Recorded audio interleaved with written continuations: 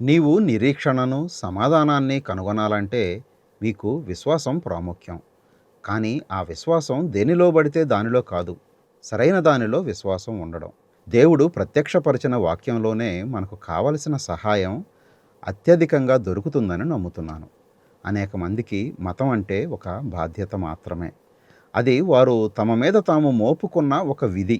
భక్తి అనేది వ్యక్తిగతంగా, అర్థవంతంగా ఉండాలి. అంటే అది నీ సంపూర్ణ జీవితంలో భాగంగా నీకు దగ్గర కావాలి. నిజమైన క్రైస్తవ విశ్వాసం వ్యక్తిగతమైనది అని నీకు చెప్పడానికి నేను సంతోషిస్తున్నాను. నీవు దేవుణ్ణి వ్యక్తిగతమైన రీతిలో తెలుసుకోవచ్చు. నీవు యేసును వ్యక్తిగతంగా సొంతం చేసుకోవడం నేర్చుకోవచ్చు. యేసుక్రీస్తులో విశ్వాసం ఉంచడం నీకు ఒక వ్యక్తిగతమైన అనుభవంగా ఎలా ఉంటుందో యోహాను సువార్త 1వ అధ్యాయం 14-18 వచనాలలో నీకు చూపించాలని ఆసక్తిగా ఉంది. ఆ వాక్యము శరీరధారి అయి కృపాసత్య సంపూర్ణుడుగా మన మధ్య నివసించెను. తండ్రి వలన కలిగిన అద్వితీయ కుమారుని మహిమ వలె మనము ఆయన మహిమను కనుగొంటిమి. యోహాను ఆయనను గూర్చి సాక్ష్యమిచ్చుచు, నా వెనక వచ్చువాడు నాకంటే ప్రముఖుడు గనుక ఆయన నాకంటే ముందటివాడు ఆయననియు, నేను చెప్పినవాడు ఈయనే అనియు ఎలుగెత్తి చెప్పాను. ఆయన సంపూర్ణతలో నుండి మనమందరము కృప వెంబడి కృపను పొందితిమి. ధర్మశాస్త్రము మోషే ద్వారా అనుగ్రహింపబడెను. కృపయు సత్యమును యేసుక్రీస్తు ద్వారా కలిగాను. ఎవడను ఎప్పుడైనను దేవుని చూడలేదు. తండ్రి రొమ్ముననున్న అద్వితీయ కుమారుడే ఆయనను బయలుపరచెను. వాస్తవాతీతుడుగా ఉన్న ప్రభువును నీ వ్యక్తిగత అనుభవానికి తెచ్చే అనేకమైన స్పందనలు ఈ వాక్య భాగంలో మనకు ఇచ్చాడు. మొదటి స్పందన, నీవు ఆయన మహిమను గుర్తించాలి. నేను చదువుతున్న వాక్యము శరీరధారిగా వచ్చింది. లోగోస్గా ఉన్న దేవుడు శరీరధారిగా రావడంలో ఎంత దీనత్వం కనిపిస్తుందో ఆలోచించండి. ఇతర లేఖన భాగాలలో చూస్తే దేవుడు ఆత్మ అయి ఉన్నాడు అని మనం చదువుతాం. కానీ దేవుని ఆత్మ శరీరధారి అయింది.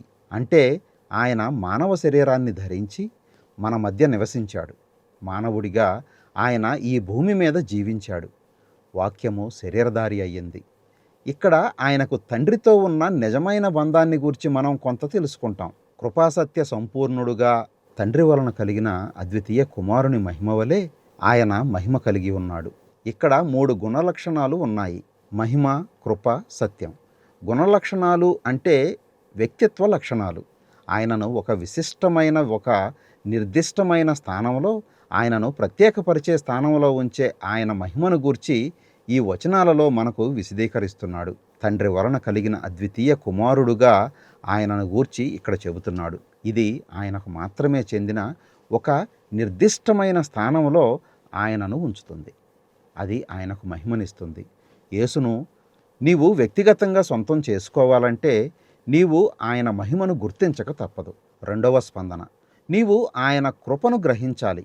యోహాను ఆయనను గూర్చి సాక్ష్యమిస్తూ, నేను చెప్పినవాడు ఈయనే, ఆయన నా తరువాత వచ్చినా నాకంటే ముందటివాడు అన్నాడు. యేసు నిత్యుడని యోహాను అర్థం చేసుకున్నట్లు ఇది స్పష్టంగా సూచిస్తున్నట్లయింది. ఆయన సమస్తము కంటే ముందున్నవాడు. ఆయన యోహాను కన్నా ముందున్నవాడు. మానవ రూపంలో చూస్తే తాను జన్మించడం బట్టి యోహాను యేసు కన్నా 6 నెలలు పెద్దవాడు. కానీ ఆయన నాకంటే ముందటివాడు అని యోహాను చెప్పాడు. 16వ వచనాన్ని జాగ్రత్తగా గమనించండి. ఆయన పరిపూర్ణతలో నుండి మనమందరము కృప వెంబడి కృపను పొందితిమి. కేవలం కృప ద్వారానే నీవు యేసును సొంతం చేసుకోగలవు. అది పరిపూర్ణత, అది వాస్తవం. ఈ కృపను పొందుకోవడానికి నీవు నీ హృదయాన్ని తెరిస్తే తప్ప దీన్ని నీకు వివరించడం నాకు కష్టం.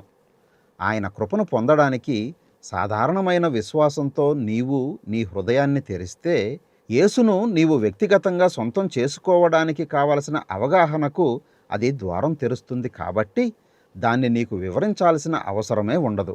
నీవు ఆయన కృపను గ్రహించాలి. మూడవ స్పందన, నీవు ఆయన సందేశాన్ని నొక్కి చెప్పాలి.